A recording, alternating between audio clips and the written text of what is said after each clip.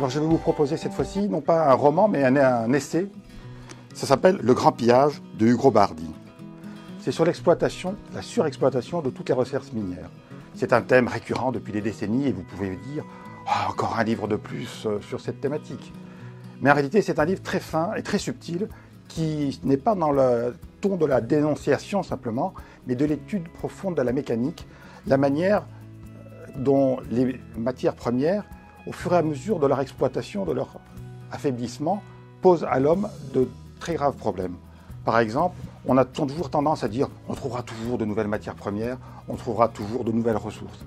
En réalité, à chaque fois qu'on cherche à approfondir les recherches minéralogiques, on dépense toujours de plus en plus d'énergie.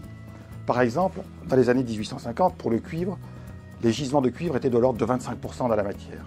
Dans les années 1960, notamment par exemple au Chili, qui est le premier producteur mondial de cuivre, les minerais n'étaient déjà plus que de 10%. Et aujourd'hui, les minerais du cuivre du Chili, c'est plus que de 1%, ce qui suppose des masses colossales de montagnes déplacées et des quantités énergétiques de plus en plus explosives pour arriver à exploiter la même ressource naturelle.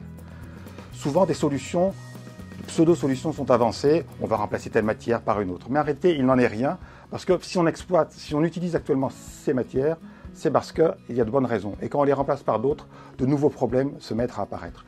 Chacun est dans son trip avec sa petite logique. Par exemple, il faut économiser l'énergie. Alors on va remplacer les ampoules normales par des ampoules LED. Ça économise beaucoup d'énergie.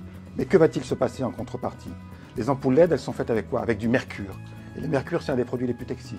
Avec des matières rares qui sont extrêmement rares justement sur la Terre et qui vont rapidement s'être achevées.